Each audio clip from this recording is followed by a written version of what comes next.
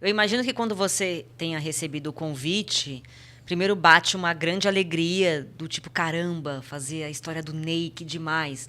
Mas não bateu sei lá, 5 minutos depois, meu Deus do céu, vou fazer a história do Ney e essa responsabilidade e o Ney participando do desenvolvimento e tal.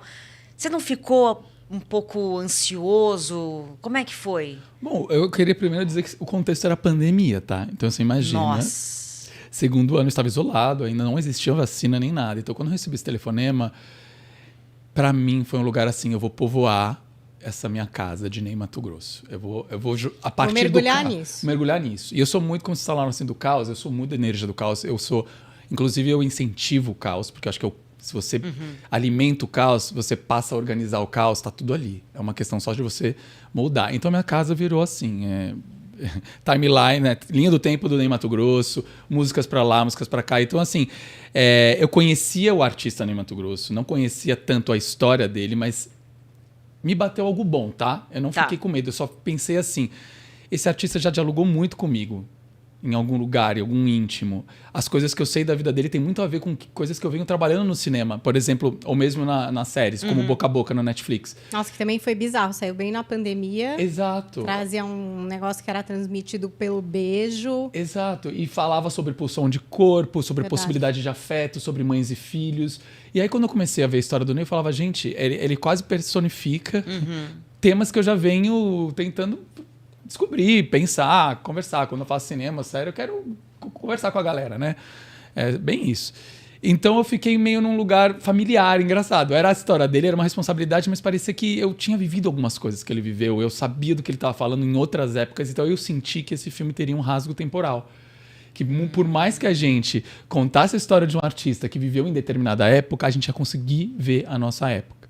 A gente ia conseguir ver o que ainda existe, a caretice que ainda ronda, a vontade de se expressar e modula. Assim, é impressionante. Muita gente que já viu o filme... Aliás, eu quero até ajudar, assim, você falou que estreia amanhã, né? Sim. Mas já tem sessão no cinema hoje. Tem sessões antecipadas. Boa. Já começou hoje. A partir das 5 já tem sessões. Quem quiser ver antes, assim, já corre para os cinemas de vários lugares do Brasil. Mas, enfim, eu acho que vão se relacionar. Vai ter muita coisa que a gente pode trazer a reflexão para os dias de hoje. E ele participando no desenvolvimento?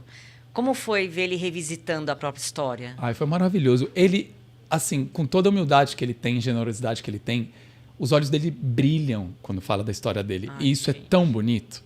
Porque você vê, assim, o orgulho que ele tem da história. Assim, porque ele sabe que é uma jornada de liberdade, mas é uma liberdade que não é dada. Ela é conquistada. E a gente mostra no filme todos os obstáculos que ele passou e atravessou, figuras de autoridade, imagens de controle que tentaram encaixar ele em algum lugar, ou dizer coisas de como deve se comportar, o que deve um homem fazer, por isso se chama Homem com H, e começa com o pai dizendo para você tem que aprender a ser homem, e ele começa a entender o que é ser homem. Então, ele vai, assim, experimentando coisas e borrando esse território da masculinidade, sabe? Ele tá ali para dizer, sim, eu sou homem com H, e eu sou assim, eu amo assim, eu desejo assim, eu vivo dessa maneira. Então, foi muito legal o diálogo, porque não tinha nada a ver com crivo e aprovação. Foi um lugar, assim, da gente se divertir junto, pensando na história dele.